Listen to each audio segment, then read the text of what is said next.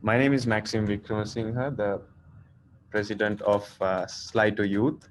We are an organization that was set up by SLAITO to bring in a bit of new thinking, a few new ideas, as well as spearhead a few projects that are close to the heart of youth in the country.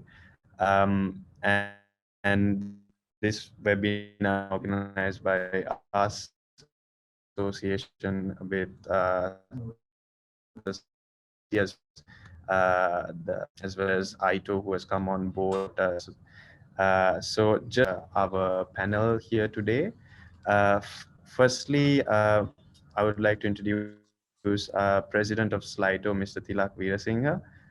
He's also runs his travel agency LSR and is a pioneer of adventure sports in the country and is extremely knowledgeable on the subject. Mr. Bharat Gadhoke, I'm extremely sorry if I've mispronounced that a little bit, who is the CEO of AITO. And then Sam Clarke, who I think needs no introduction from for us Sri Lankans from the Experienced Travel Group, as well as a former committee member of AITO, and of course Her Excellency Saroja Sirisena, the High Commissioner of Sri Lanka to the United Kingdom, where she has also served as Ambassador of Sri Lanka to Austria with concurrent accreditation to the Slovak Republic, Slovenia,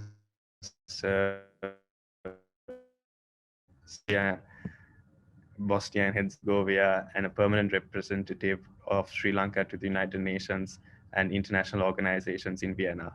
And of course, Mrs. Emma Garrett, the Senior Product Manager for Asia of Exodus, who is here with us as well. And all of you who are here as well. So I think before we start into the get into the formalities, Mr. Thilak Weerasinghe will give us a welcome address. Over to you, Mr. Thilak. Everyone. Sri Lanka Inbound Tour Operators Association welcome all the participants that join us from UK, Sri Lanka, and from other countries.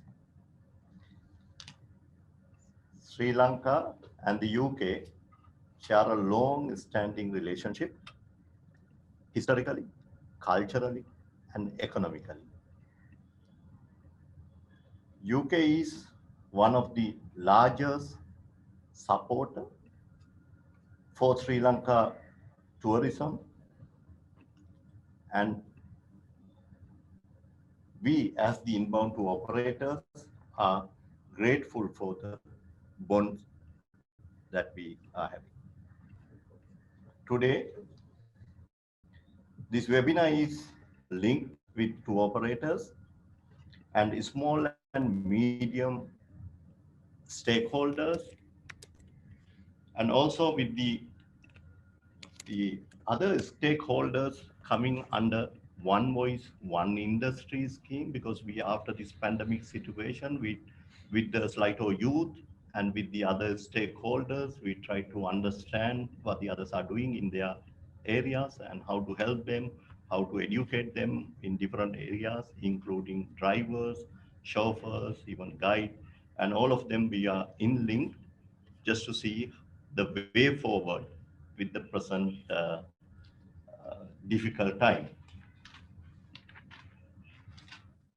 I'm sure this webinar will help all of us to share the present situation in Sri Lanka as well as in UK.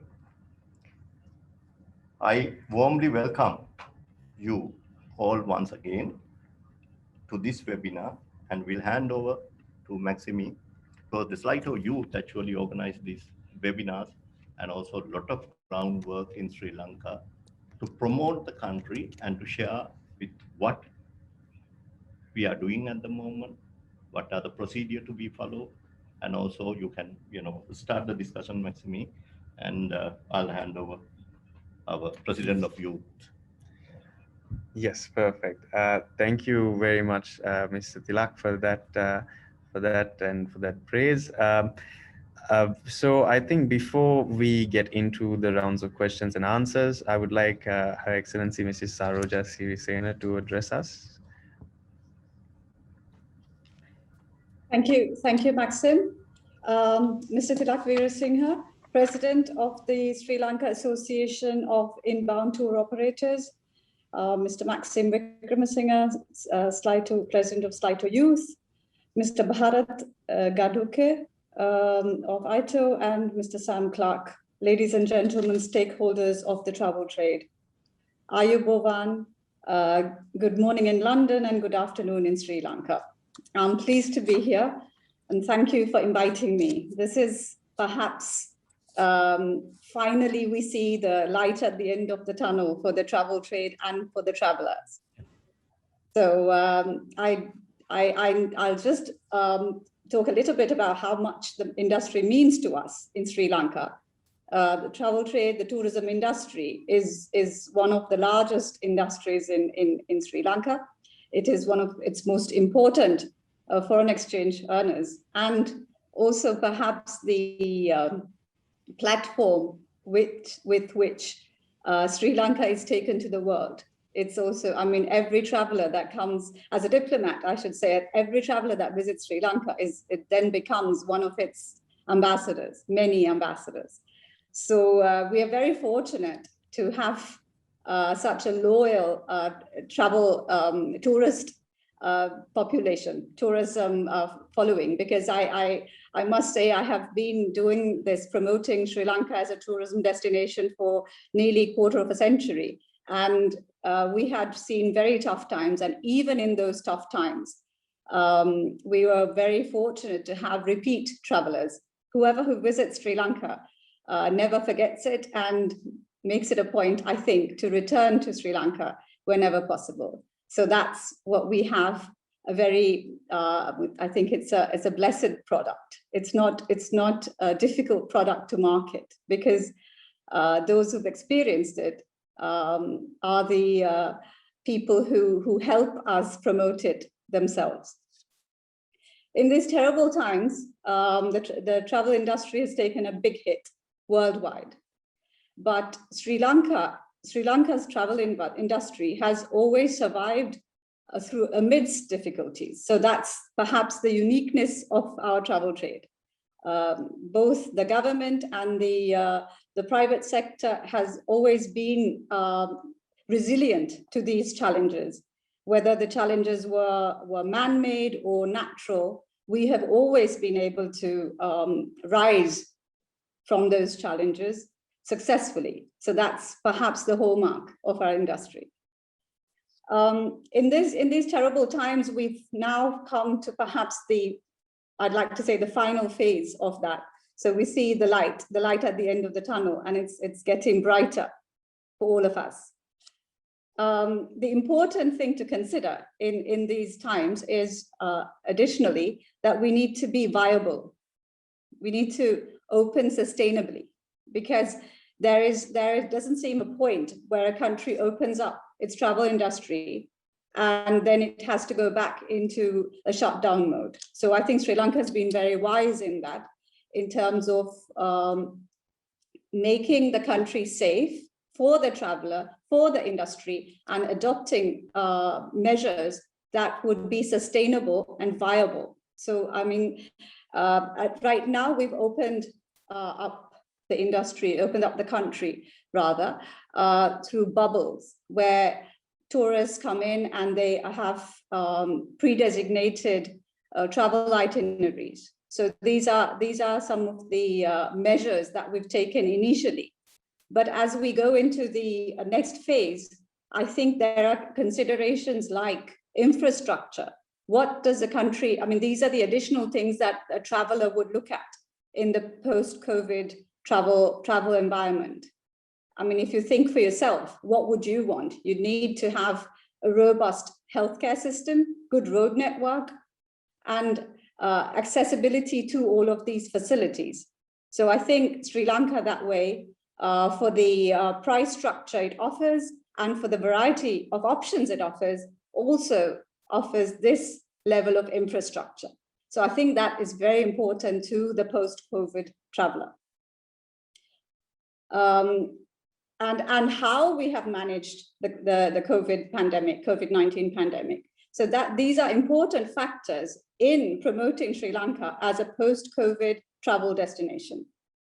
And perhaps this is another element that we need to consider is how the traveler would consider traveling in the post-COVID scenario. One is perhaps we will go back to where perhaps our grandparents traveled and they didn't undertake frequent travel to multiple destinations in a year.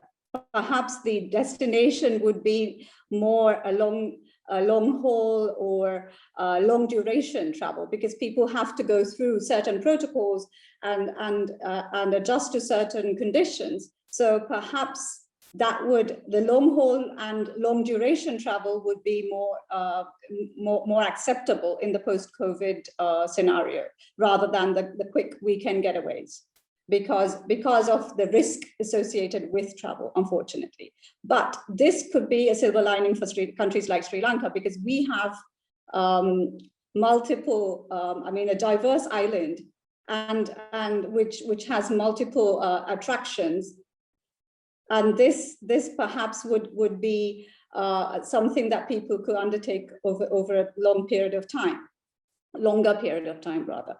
And the other factor, of course, is the wellness industry, which has come up as one of the industries that perhaps sees a great potential in the post-COVID scenario, because people focus on themselves. The break that we have taken from the rat race has made people focus on themselves, on their well-being, the health, and this is again an attraction for countries like Sri Lanka, which has a well-developed wellness industry. And of course, Sri Lanka is a all year-round holiday destination, which offers multiple attractions in terms of activities, adventure sports, sightseeing, cultural, wildlife. So it again caters to a longer period, longer duration of travel with multiple activities. So these are some of our strengths, and the fact that we do have a robust healthcare system and a system in place to take care of people. Because that's the first thing, you see, when you travel and you don't expect to have difficulties, but Sri Lanka for the past 30 or 40 years has been able to, the industry has been able to survive despite adversity. So these, we are geared to address these. We take care of our people. And even in the terrible times, that's what we've done. Because, I mean, if you look at the man-made difficulties, challenges that we face, like terrorism, for example, if you look at countries in the world that have dealt with this in the past, the fact is not that any destination is immune from it, but how they recover and how they actually deal with a situation like that. So that is perhaps the deciding factor. So Sri Lanka has a proven track record of being able to take care of its travelers. And even when the COVID pandemic broke out and people rushed to get back to their respective homes, we found out, especially here in the UK, that there were many residents from the United Kingdom that actually stayed in Sri Lanka that didn't opt to rush back home because they considered Sri Lanka safe and secure place to still stay, even though there's a pandemic. So I think for all of the stakeholders, this is a fabulous time, because we're come again, the light is glowing, and we are ready to welcome the travelers back.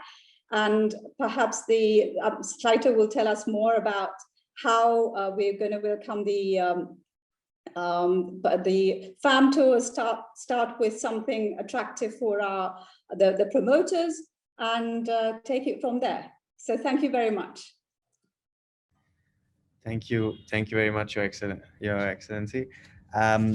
So I think next I prepared a small presentation for everyone here today, especially I think the people tuning in from the UK and from all around the world, regarding the procedures and a summary of how the situation is in Sri Lanka at the moment. So I think, firstly to start off, we in Sri Lanka have been quite lucky, whereas most of the world has been shut down. We've had relative freedom. We were still able to go and visit our beautiful country, go to our national parks, and we didn't really have, other than, for 2 instances of maybe around 2 weeks, any major restrictive curfews. Um, and I think in terms of even COVID cases, we have really managed the situation quite well. So I think it's no need. I think everyone pretty much must be aware that Sri Lanka has been open to tourism since the 26th of December. We first in Sri Lanka, we firstly started off with a pilot project, which was extremely successful, and then which moved in to the complete reopening, but with certain procedures. So since the reopening on the 26th of December, we've had over 6,500 arrivals. I think this was the figure for, I think, the beginning of March. So that number would have increased to around 7,000 right now.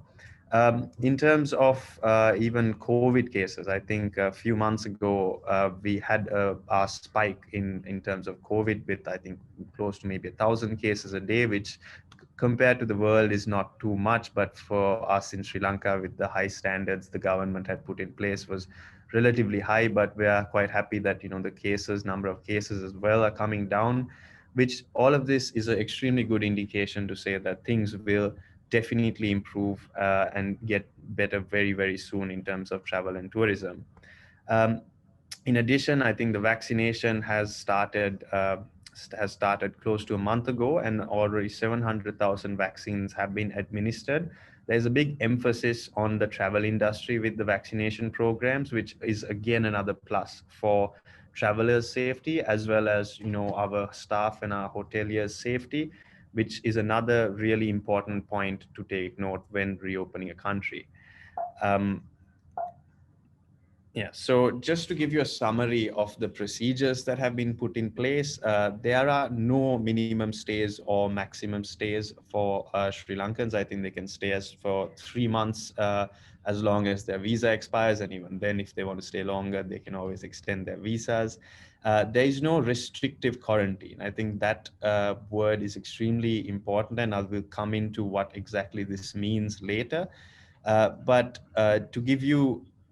it basically means that, they are free to travel and free to experience a beautiful country.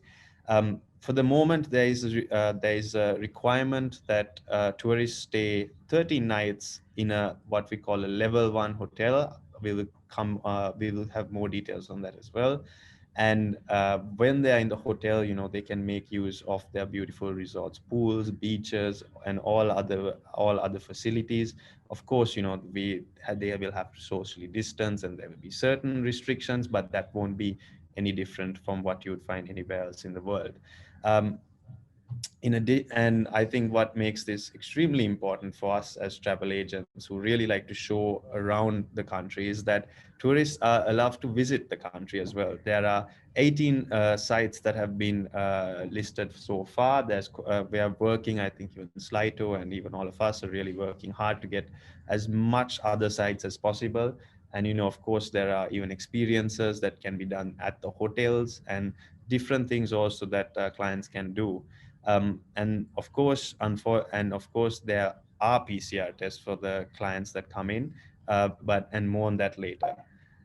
So, excuse. So why Sri Lanka? There are many, many reasons. I think one of the major reasons and one of the best reasons to come to Sri Lanka right now is wildlife. Because of the low tourist numbers, it's a perfect time to come and visit our Sri Lankan national parks. And in terms of restrictions for any wildlife lovers out there, there are virtually none, because once they get into they will move in what we call a bio bubble from the hotel to the national park, and then they are free to conduct their safari as they usually would. In addition, extreme sorry, having a bit of technical issues with the presentation.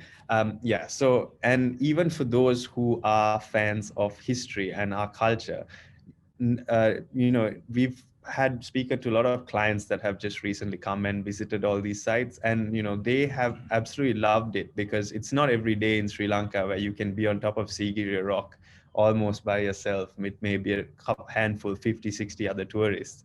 You know, these are, you know, Sri Lanka's most popular sites, and they usually bring in tourists from all over the world. So it's definitely a really good time to visit right now, because of course the numbers are increasing, but you know, but it's the ideal time to start promoting tourism as well, because a lot of people, you can, you know, really have your freedom and within the sites. And then of course there's, you know, a bit of there's adventure. I think, you know, the beaches in front of hotels especially are open, and we're also working on certain things such as water sports and all of that, which I think if they are conducted by the hotels, they are loved, for example. So there are plenty of things that can be done for tourists while in Sri Lanka. um, and of course, wellness. I think Her Excellency touched on this. We have, you know, over 2,500 years of history with Ayurveda, yoga, and of course our Sri Lankan healing of Helavedakama. So we have all, you know, all of this healing and all these methods are there to, you know, boost not only immunity, but also, you know, these holistic healing methods have been extremely popular, and these are catered to, you know, boost our immune system. So, you know, I'm sure the vaccine will take effect, and a lot of people will, you know, get all the good effects from the vaccine, but there's also the wellness element and getting away and, you know, disconnecting, which is extremely important. So in terms of hotels, there are for the moment 138 what we call level 1 hotels. So each hotel is what makes a level 1 hotel is that each hotel has to be audited and certified by either KPMG or Ernst & Young. This is a program that is conducted by Sri Lanka, the Sri Lanka Tourism Development Authority. And at the moment, we have a very good mix of hotels. I think there are a mix of boutique hotels, 5-star, 4-star, 3-star retreats, campsites, guest houses, and even 1 or 2 homestays, which I've seen on the list. So there really is something for everyone. So that's extremely important as well. So if it's, you know, your higher end client who wants to, you know, stay at a beautiful resort and, you know, take everything in from the resort, or just, you know, have a nice holiday at more of a budget hotel and do the visits that were spoken about.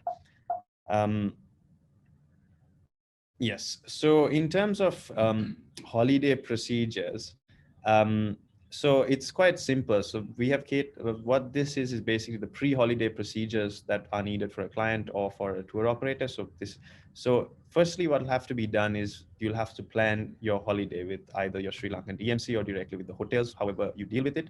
And then after that, you will simply have to get the guest to apply for the visa in the same process that was done before. Then you will receive what you call a visa reference or ETA reference number. And then if you send that over to the Sri Lankan hotel or DMC along with the passenger details such as passport numbers, etc., the visa will be approved. And then of course you have to make a certain payment for or arrange the payment for PCR and insurance. And after that is done, you know, they can travel to Sri Lanka. Um, in terms of holidays in things again are quite simple, and I'd say quite flexible if you compare certain other destinations out there. So firstly, before you check into your hotel, guests will have to do their first PCR test before the check-in. So this has been done extremely well, I think, well, with the 5 protocols that we've been doing is hassle way. They are what's happened is that they're straight away ushered to their hotels, and as soon as they're at their hotel, the team will be there waiting for them, and they will do their first PCR, and then they'll be able to check in. So the PCR results usually will take around 24 hours to 36 hours. Usually we've seen them come in under 24 hours. Before these 24 hours are, until these 24 hours are done, the guests will not be allowed to do any excursions, but they will be allowed to, use the facilities, certain facilities of the hotel, uh, and certain facilities of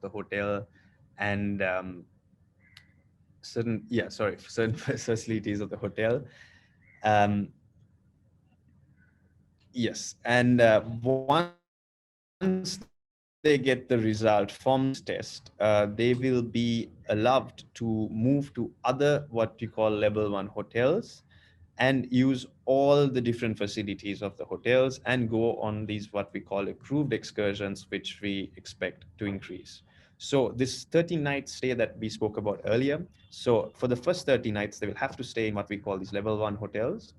So, like I said, there's plenty of choices out there for travelers. And once that is done, they will be treated as any other member of the community. So they will be able to move, they will be able to go and stay, stay at guest houses, any place which is not certified, and do any excursions that they like.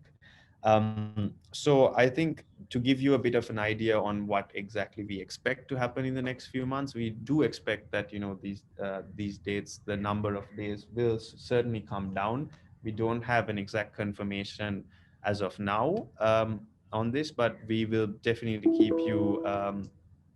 you informed of it. And we're very confident that as the situation regards to the pandemic in Sri Lanka gets better, things will improve very fast. I think also what we have as an association, we have lobbied extremely hard.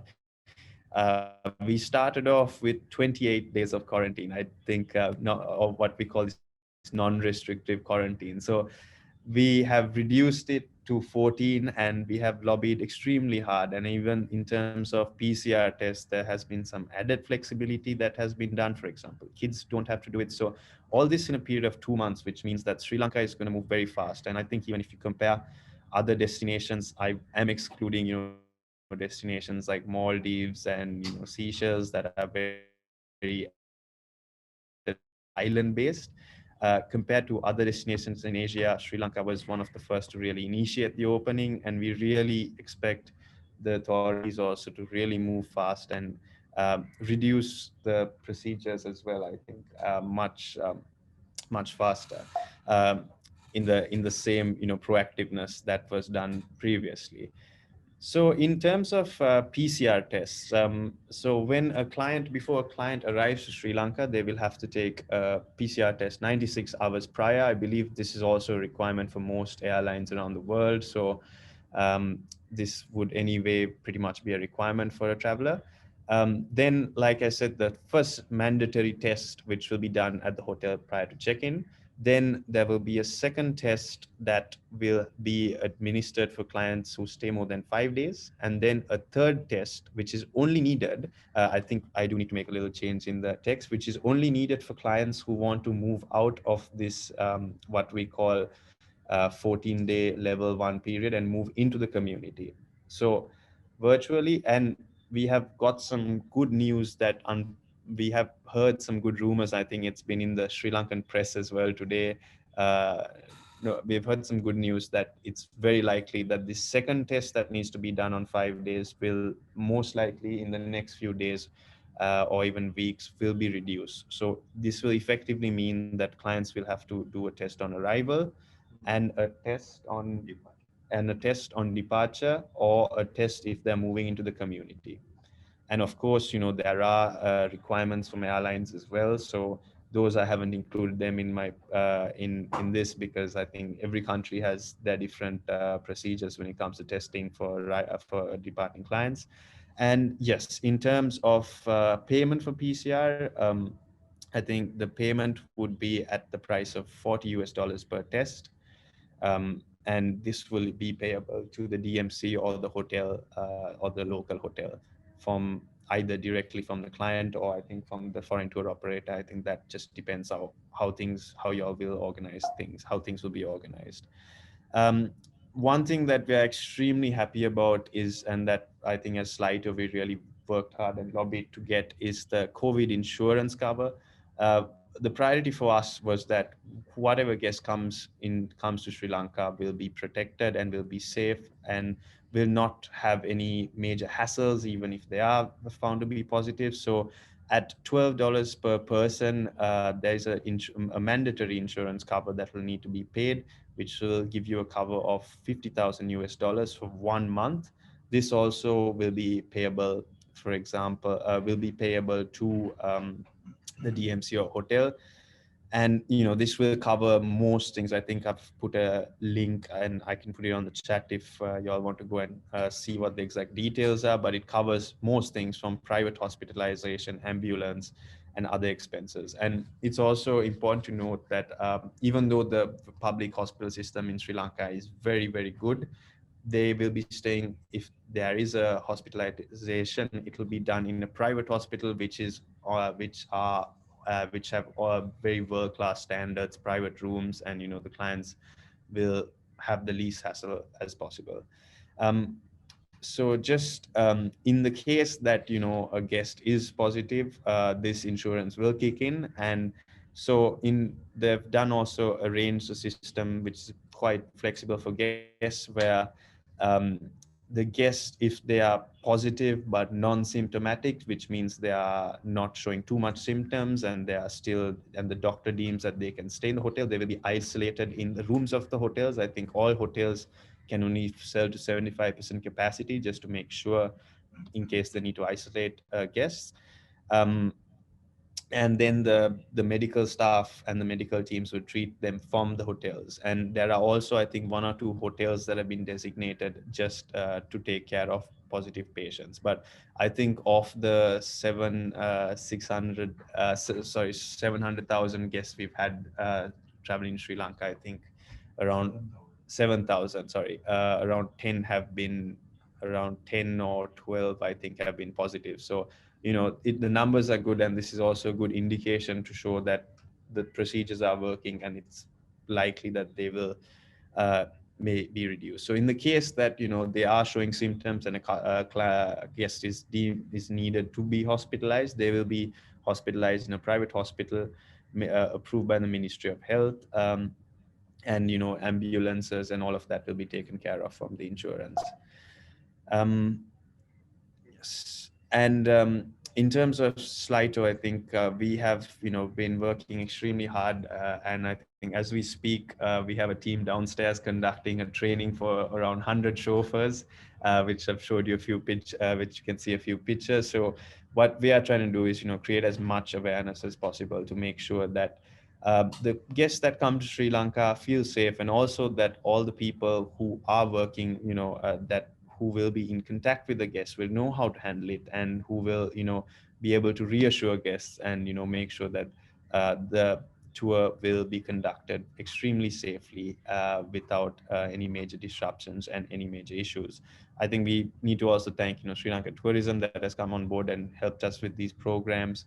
And we have been looking forward to it, and we've been trying to do as much as we can to really boost tourism and to help the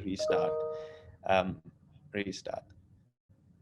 Right. I think that is it for my presentation. If anyone does have any questions regarding the procedures, please do send in the questions, I think, on the chat, or when we have the Q&A, you will be able to raise your hand and we'll allow you to unmute yourselves.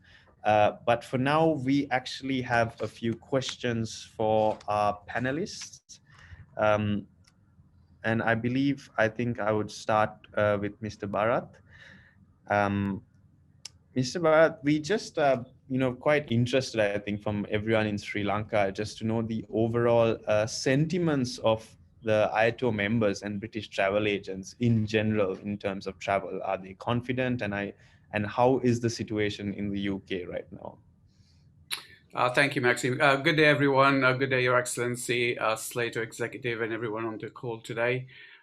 Great to see so many people here, and you just reminded what we're missing by that slideshow, by being cooped up in our home offices for the last 12 months, Maxime. Thanks for that. It's a pleasure to be with you. I represent the Specialist Travel Association, AITO, in the UK. To answer your question, Maxime, the we're cautiously optimistic. As you may know, the government here has mandated that travel overseas cannot begin before the 17th of May. So we've got a little bit more time on our side in terms of looking at destinations and how they're preparing. The appetite for travel within the UK is very, very high. I'm sure Sam will have some stats, but just to give you an idea, 80% of our customers, of our members, have said they're ready to travel. Just about that same percentage feel that holidays are essential to their lifestyle. So you're talking about wellness and activities and wildlife. You know, Sri Lanka is a fantastic candidate for that. And a lot of people are going to book with a specialist travel company, pretty much the likes of the companies that are being represented on this call. So yeah, the outlook is good. That's great. That's great to hear. That's great to hear. Yeah, I think, I'll just lead into a question to Sam, and just how I think you are, almost an adopted son of Sri Lanka, that, you know the country really well, and we know you quite well as well. So how have you seen the demand for Sri Lanka from the UK market? Thank you, Maxim. That's very kind. Yeah, really, as Bharat said, the demand is huge. There is a lot of pent up demand. I think in the same survey that Bharat mentioned there, we very recently did a survey with all AITO members. I think over 20,000 respondents and counting. And 89% of respondents said they would take the same or more in terms of numbers of holidays. 25% said they would take more holidays than before the pandemic. Similar figures were saying they were going to spend more. I think the figures for spending more were very, very high.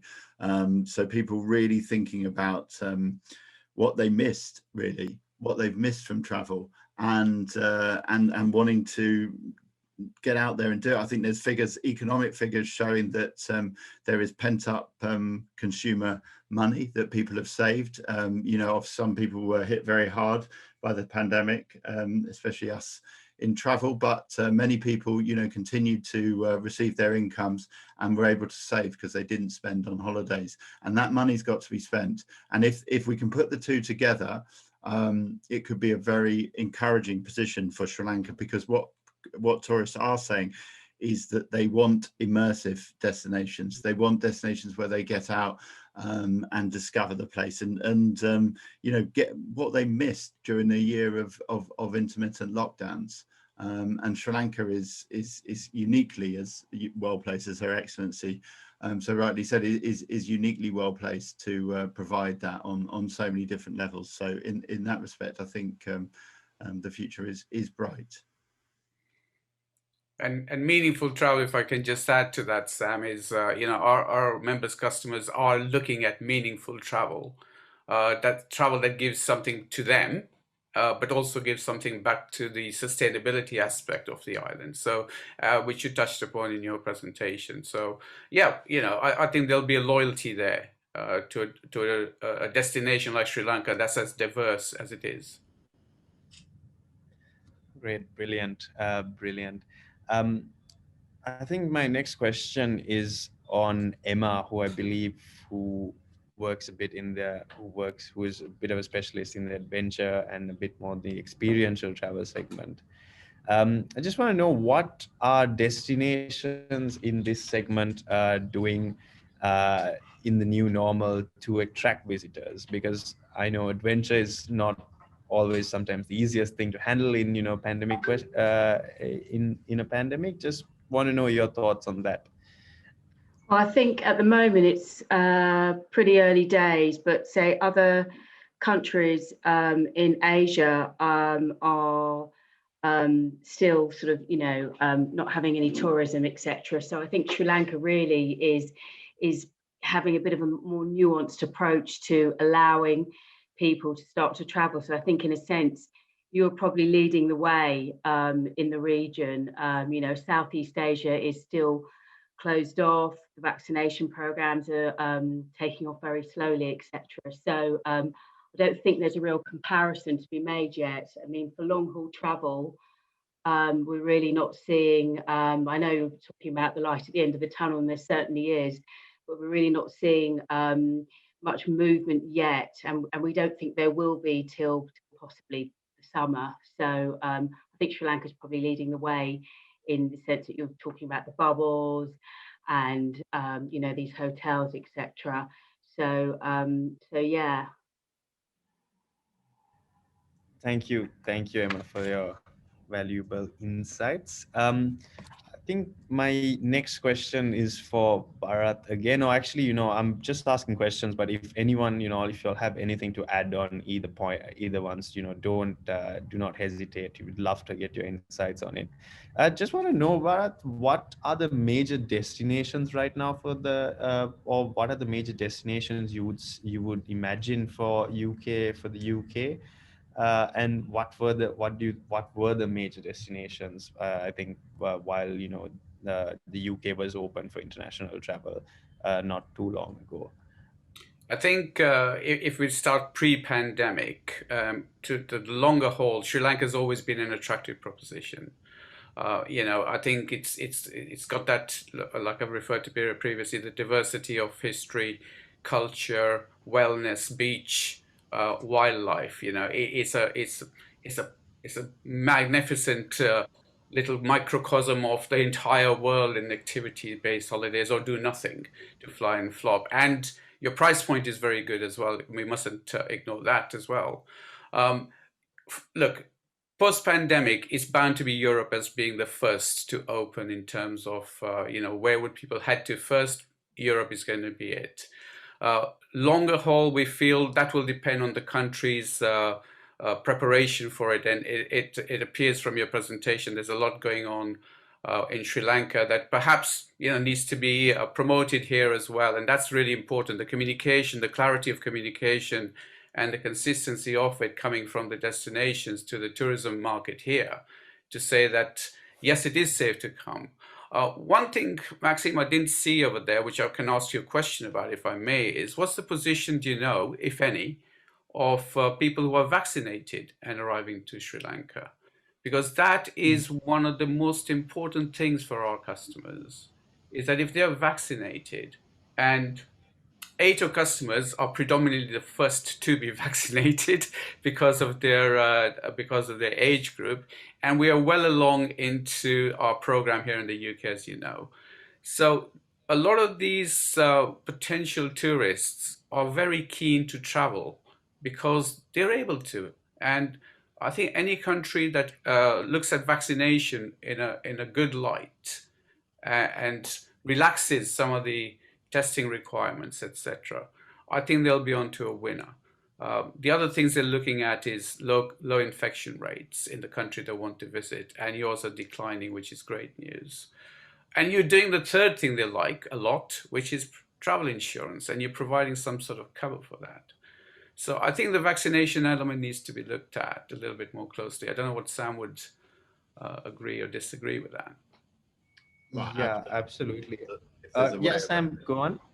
Sorry, I mean, yeah, absolutely. If there's a way of opening, but I know you've got some reports in the press that might be in the offing. Yes, absolutely. I think there's a report today in the press, and maybe Mr. Thilak maybe wants to elaborate on, but there was a report today in the press, and this is something that we have, and I think the entire industry has been lobbying for to get this. And we are supposed to get the information regarding this very, very soon. We, expected to get some good news today in the morning, but I think it's not official yet, but it's very likely that there will be some very good news regarding it. Mr. Thilak, is there something you'd like to add regarding this? Yes, entire industry is lobbying at the moment. We want actually the number of days to be reduced for 10 days.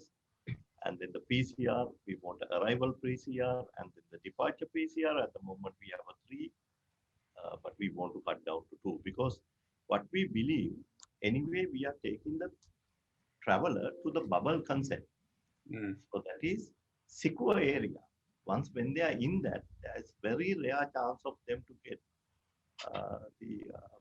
COVID positive inside the bubble, unless, but by doing the first test, we know the position of it. And also after the first test result, they can go, let's say, if they stay in Colombo or beach resort, if they want to go to Sigiriya, they can go and stay in again level 1 hotel in Sigiriya area. So likewise, you can go to several tourist attractions. At the same time, they can enjoy the sights. And there are few time windows that we have to maybe visit. Let's take Kandy Temple from 11 o'clock to 1:30 in midday, that tourists are allowed to visit the place. And Sigiriya, you have a different time slot. Most of our travelers are going now a little earlier before the locals are coming to the place. So likewise, we are managing, but at the same time, why I said these two examples, even take wildlife as another example. So wildlife, drivers are not in contact with the client. So we have planned all the safety, we have taken the safety measures, and we educate the drivers. Now, drivers and clients connect, they won't get close to each other. And also there is a protocol, safety guideline to be followed. Everyone have to wear the PPE kit, or they have to wear the mask. They have to follow all the safety guideline, which has been clearly given by the health department. So by having those, little bit of experience in those areas, now we can see when they are staying in the bubble for first 14 days, there is very rare chance of getting COVID into the society or from the society to the client. So bubble has to be professionally looked after as a secure bubble. So with that, we always lobby to the government saying we want to reduce the number of PCR, we want to reduce the number of nights, not to 14, maybe reduce to 10. And also we want to give a client or the traveler quite a relaxed travel feeling. We don't want to disturb them. So we want to give them the opportunity to come into the country, visit the sites, take an experienced surfer or a diver. Can they dive? Question is, if we have a resort which is under level 1, certified, they can use all the facilities in that level 1 hotel. Of course, they can't go out of the hotel. Now the question is, can they go to the sea? Yes, they can. In front of the hotel, if they have a beach, they can go to the beach, they can enjoy the facilities there, but they are not allowed to go to the other hotel in the area. So most of the people slowly start to coming into the country, and we also time to time try to monitor how is their travel pattern. And also we get lot of clients who come and stay in Sri Lanka more than 3 months. What they do, they come into the country, they go through the normal bubble concept or SIPU and safe concept. After 14 days, they come and stay like us. Then they go all around the country, they travel, they surf, they go for diving. All that is happening at the moment. So I think this is quite good time for all of us to lobby, but sometimes, of course, news says before we get the clearances, news says this is done, but as so far till today, we didn't get the clearances from the government, but we are lobbying, it will come soon. Yeah, so I think, there's, it's news that will definitely be coming soon. So I think what we just have to be is a little patient, and hopefully it will coincide beautifully with the reopening of UK travel. That's what I think we all hope here. Yes, I would say,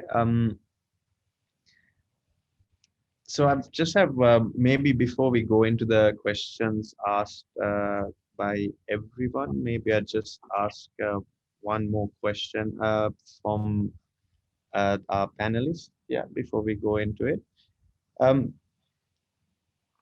Yeah, I think, Sam, I had a question for you on your thoughts on the processes in place, but I think you already pretty much answered that. And I think, what I think you were telling us also before the host session, was that reduction in days PCR test and vaccination would be ideal, wouldn't it?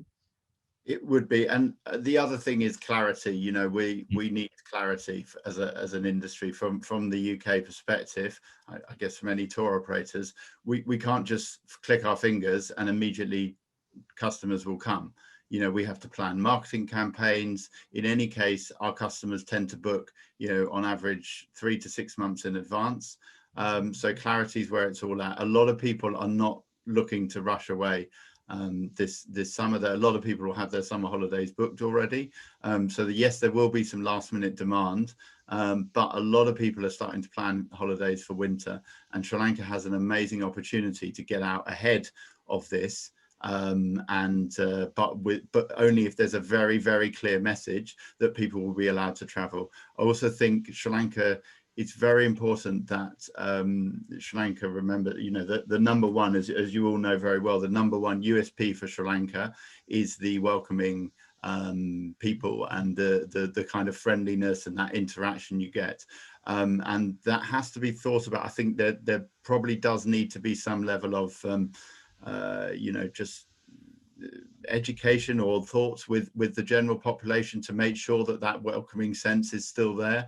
I congratulate Sri Lanka and the tourist sector on starting this process so early, because I think that's probably helped a great deal, which is fantastic. But I think there's probably a lot more to be done in that respect, because, you know, everyone needs to feel comfortable and welcome, and people need to feel happy that tourists are coming back. So yeah, those are my thoughts.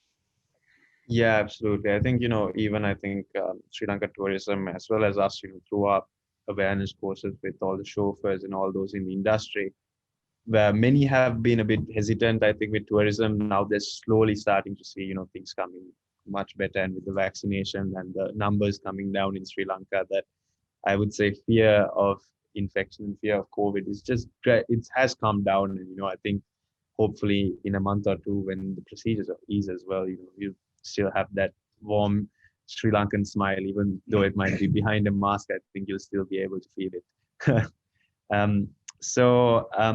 I think just for a final question I have for our panelists is for Emma. I just want to know what your thoughts are on the new trends that will be emerging in travel, and yeah, what do you think the segments of, you know, the UK market would be the quickest to move? Not just maybe for Sri Lanka, but like a general outlook on that. Well, certainly we're seeing sort of people have been talking about meaningful travel, and I guess that's linked to sustainability. So people want to make sure that when they travel again, that it's there's a bit more thought behind it, and it is beneficial to the local population as well. But certainly we've seen people interested in some of our more remote trips, so some of the trekking itineraries that we have, and also wildlife where you can really escape the cities. A lot of people have been sort of locked away in sort of quite populous areas, certainly in Europe anyway, and so they see sort of getting away as the chance to really get away from everything, not just see a different culture, but also wilderness, if you like, and that type of thing. So we're seeing quite a lot of interest in that, and that is generally for long haul and short haul, I would say. Brilliant.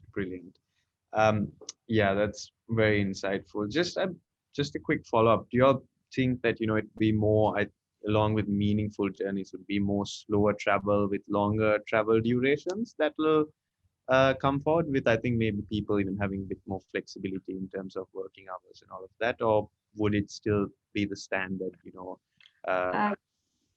I think maybe duration of certainly group trips may not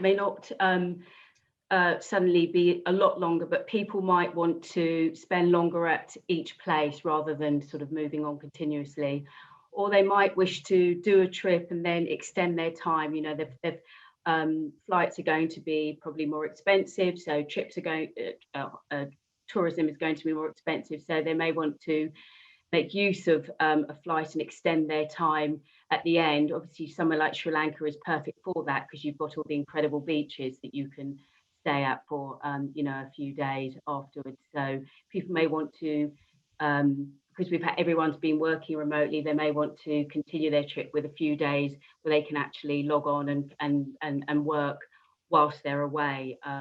So yeah. Great, brilliant.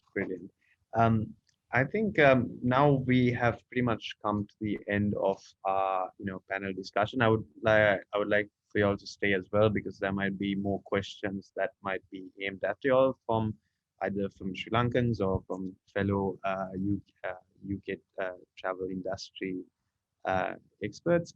So we'll be moving on to the Q&A part of our segment, where we'll be trying to answer as many of the questions we can. So if anyone does also want to, you know, come online and unmute themselves and ask a question, please do raise your hand. Raise your hand and we will be able to unmute you all. So I think in terms of questions, Your Excellency, Ma'am Saroja, I think there's one question from.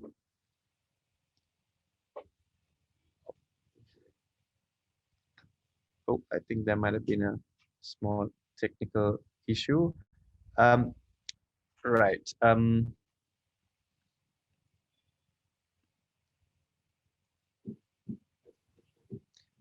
Yeah, Neil, could you be able to unmute yourself?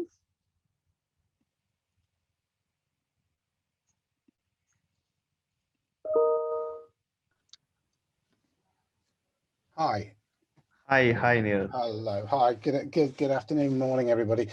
What I just wanted to say, and maybe this is to the High Commissioner as well, along with Sam Clarke and Sam from SEM Wellness, I sit on the UK Sri Lanka newly formed Chamber of Commerce, and we're clearly, it's a key area that we want to see growth. What we would say is, and speaking as a tour operator and as a small hotelier in Sri Lanka, I think it's clarity, and it's something that Sam said before, which is absolutely essential. And what really would be the most beneficial thing to see coming out is a clear roadmap for the unlocking, even if it's a 6-month period. It doesn't really matter what period of time that is sets out. I mean, clearly within a reasonable period. And I think we saw a comment in the chat box from Kuoni a moment ago, which is, at the end of the day, one of the most powerful tour operators that we need sending people into Sri Lanka.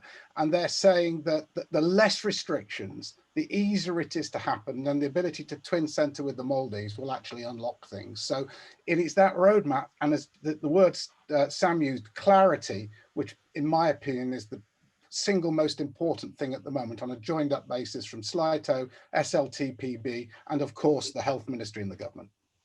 Thanks for that. Yeah, that's brilliant, Neil. I think, you know, one of the main purposes that we want to always do these webinars is to, you know, get a bit of discussion going and also understand what the need of the hour is from, you know, our agents and our partners from around the world. So this is extremely insightful, and, you know, we will make sure to take all of this information and put it to good use as well. Your Excellency, I think you're back. Yes, I'm sorry, I have another meeting, but I thought I'll come back quickly for 5 minutes if there's a question. Yes, I did have a question. I think there's a question from Karen Smith asking if there has been any discussions with the Sri Lanka government and the UK government as part of the travel task force work in progress in the UK. Well, not directly through the task force, but we have been in touch with, we are in contact with all of the UK authority, the transport, because if you remember, Sri Lanka was given, you know, we had ourselves on all the preferred lists when travel was, before UK went into the tier 5 lockdown. So there was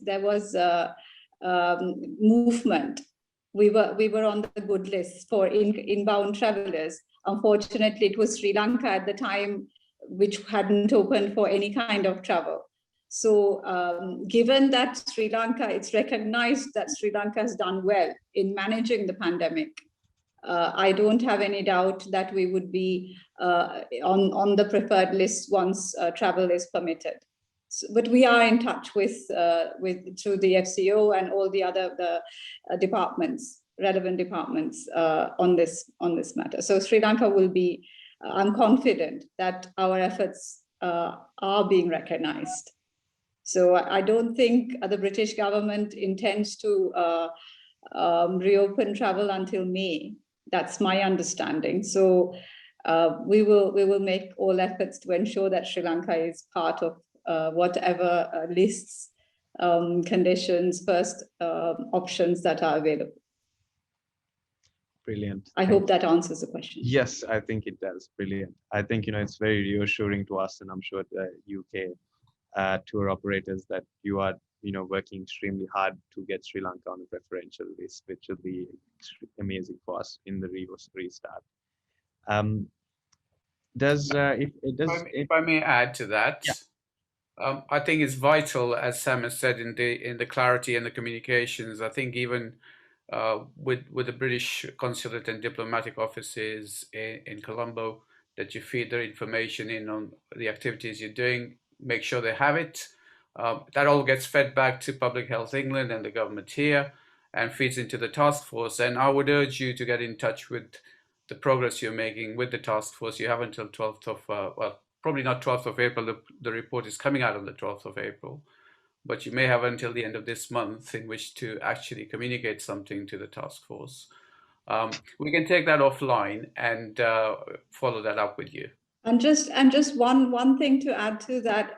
In fact, when Sri Lanka was Sri Lankans were permitted to come into Britain, there was criticism that the British were not allowed into Sri Lanka at the same time. So I just want to say that we, from this end, the communication was worked well, and the recognition to Sri Lanka's efforts were definitely taken note of. So our input into the decision-making process in Britain is happening from our end. Okay. Thank you. Brilliant, brilliant. So if anyone has, I think we'll just go through, I think my colleague George was answering a few questions on chat as well. But if anyone else has any other questions that they want to come unmute themselves on things they want to say, please do raise your hands. Maxime, I'll have to take leave of you because I'm due at another meeting. Absolutely. That's all right. No issues at all. Thank you. Thanks you everyone for your attendance. Yeah, so I think that we had one question from Emma asking if during the 14 days visitors will not be able to mix with members of the community.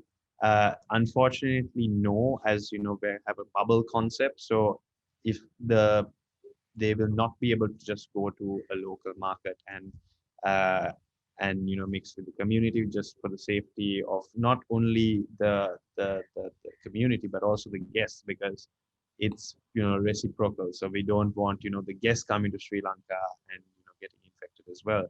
But that is all for now, like we said, with the vaccine and all the differences in procedures coming in. And we have spoken to, I think, a lot of suppliers, especially like around the villages and village tours and things like that, who are trying to find workaround methods to do the activities. So this is something that especially I think for all the tour operators here, they could maybe get in touch with the DMCs, and the DMCs could look at really urging and pushing to get certain activities back onto the list. I think there was a question from Rowan as well regarding the certain facilities of the hotel.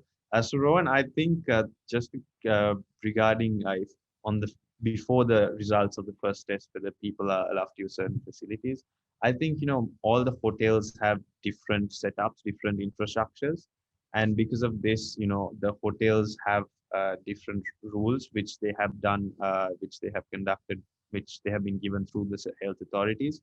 So they make sure to do it in a way that it mitigates the risk as much as possible, and as well as it gives a comfortable feeling to the guests, because I think sometimes it's very easy to make or break a holiday in the first few hours of it. So I think that's something that they want to do, not to, hamper the guests too much while arrival, so that they are allowed to, use certain facilities of the hotel, but there are certain restrictions until the first results that come in 24 to 36 to 24 hours, or even less sometimes. Yeah, I think Leah had a question regarding testing and how it works when you move around. I think the teams that are conducting testing all around Sri Lanka have been, from these private hospitals, have been moving around all around the country. So we didn't want to, I think the authorities didn't want to hassle the guests by, making them go to a hospital or making them go to a testing point. So they will come to the hotel, and it will be organized by either DMC or the hotel, who will be in touch with you all to tell you, I think probably add it to the itinerary, saying, this day can be wake up, in the morning at 8 o'clock, you'll have your PCR test. So that's how things will work. So that'll be the DMCs and the hotels that will be coordinating when exactly these tests are happening. So the first test will happen as you arrive, but then the second and third test will be coordinated exactly to make sure it works within the itinerary. I think there was also a question, I think, from the gentleman representing Kuni. Yeah, I think, regarding, twin centers, that's it's definitely a possibility as well. And at the moment, there's been a lot that has been happening in terms of twin centers with the two destinations.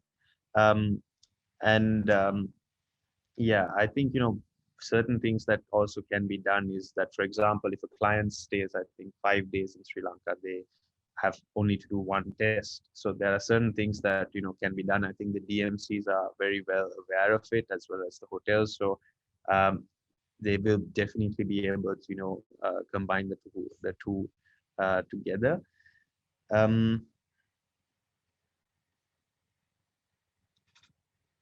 Sorry, just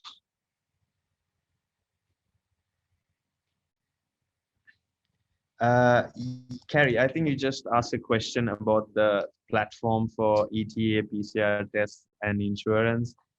Yes, unfortunately, I don't think it has been shelved. There have been certain issues with it, and it has been dragging on for quite a long time now. So, the process in place right now is, I know it is not the most, it takes a bit of involvement, and it's not the most optimal maybe, but I don't know, we'll probably have an update on it, but I think the current process will go on for the next few months.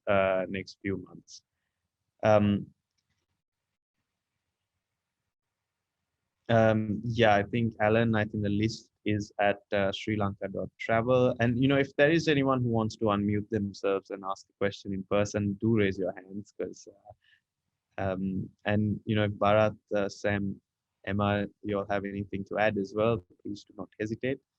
I think Chris asked a question.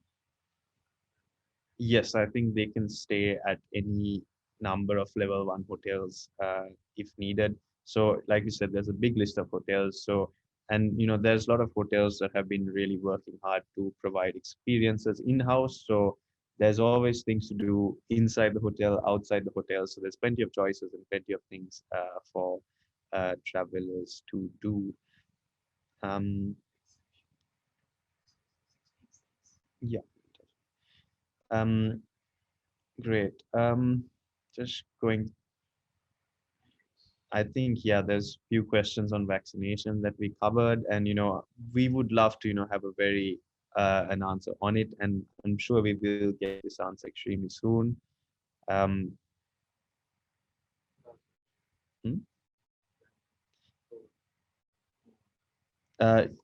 Yes, in terms of fam trips to tour operators.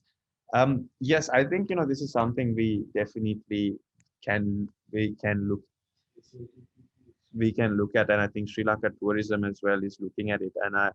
And we've also had discussions with her Excellency regarding setting up certain fam trips and all of that. I think Sri Lanka Tourism Promotion Bureau will usually be in touch, but I think even maybe through SLAITO and maybe one with AITO, we maybe be happy to work together and see the possibility of setting up a trip, just to give a bit of confidence as well to those in the UK about Sri Lanka. So I'm sure, Bharat, Sam, we could definitely have a chat and see, for one, when things open up, the possibility of doing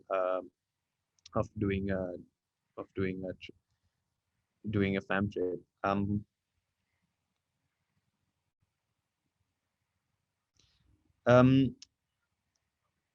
Hi Yvonne, the question regarding meals. No, you don't actually have to eat all your meals in level 1 hotels. So right now what Sri Lanka tourism has done is that they have given us, and the health authorities have basically said, for any location which you can assure that there is no major contact with the local population, and if the people who are working there are wearing all the necessary protections, so mask, maybe a visor, then you can go and eat in outside locations. So as you know, there are lots of wonderful restaurants around Sri Lanka, especially very local, typical restaurants around Sri Lanka where you can, but this has to be done through the local DMC. They'll have to coordinate with the actual restaurant owner. And if the restaurant owner can say that, they can cordon off the restaurant, make sure not accept any other locals, then yeah, you can definitely eat in a restaurant outside. It's not, it's very, we don't have an exact list as of yet, but we are working on certain places like toilet stops and stuff like that. And I think most of the DMCs, we've had few sessions on it, and they are quite aware on how the process works. I mean, do get in touch with your partners, who I'm sure will be more than happy to, work together with you all to, find that ideal restaurant and all of that. But the main thing is, we might not be able to do, like popular, I would say, Colombo restaurants and all that. It has to be secured for the guests,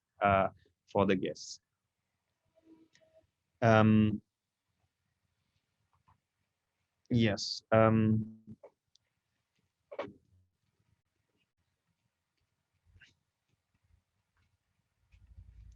Yeah, Carrie, I think, regarding vaccinations, there actually was a news article today in the press saying that vaccinated travelers will have no restrictions whatsoever. So we haven't had confirmation of it, but this is what we're lobbying. I think even if you look at the chairperson of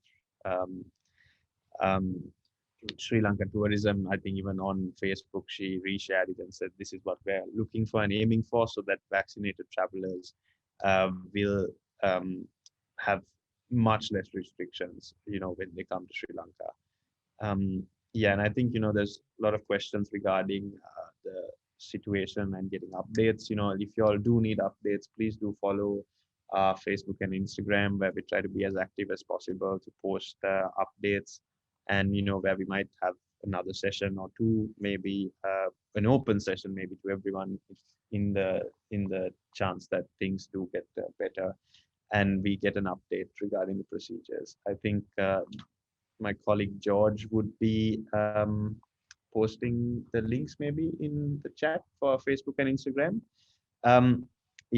Regarding trains and public transportations, I didn't touch on it, but it's not allowed, and I personally don't think it will be allowed. I know it's a huge attraction in Sri Lanka, but even that, for the moment, it looks very unlikely that it will be an allowed attraction, but it's likely, we never know. Maybe as time goes on, things with the relaxation, and maybe,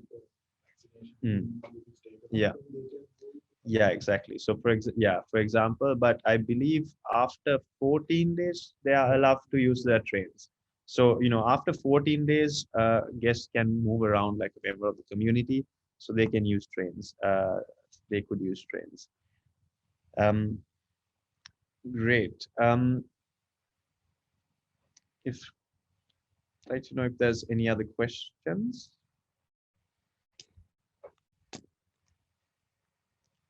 Thank you very much to everyone, I think, following us on Instagram. It's great to see.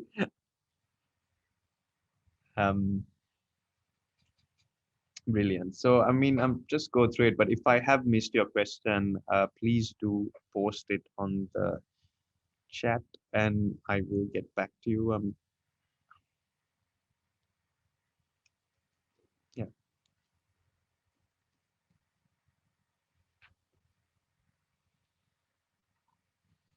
Great, super. Well, thank you very much to everyone. I think especially to our panelists, Emma, Bharat, Sam, I think Her Excellency Mr. Saroja and Mr. Thilak as well, who had to run to another meeting, I think, to discuss procedures and relaxation of travel in Sri Lanka. So thank you so much for joining us. And I think thank you to everyone else as well who has joined in and has been part of the discussion. I think, yeah, yes, Jane, I think perhaps a carriage for tourists. Yes, I mean, that's actually a great idea. And these are things that we will, keep pushing and lobbying for you. And this is why, one of the reasons we wanted to have, this discussion is to, keeping this dialogue and making sure that, we can open with all the right processes in place, and have all the right processes in place to attract as much tourism as possible, because I think we both really want to get back to the swing of things. Great. Great. So thank you so much, Mr. Bharat, Sam, and Emma. It was an absolute pleasure having you all on our panel, and I think it was very informative and really gave a good insight to all those in Sri Lanka, and I'm sure in those in the UK as well. Thank you. Yeah, thank you very much to everyone who was attending, and thank you to everyone in the SLAITO team and Mr. Thilak. So I hope you all have a good morning. I'm guessing it's afternoon for everyone. Yeah, afternoon and evening to those in Sri Lanka. Thank you very much. Thanks, Maxime. Thank you very much. Great job. Thanks. Bye. Bye-bye.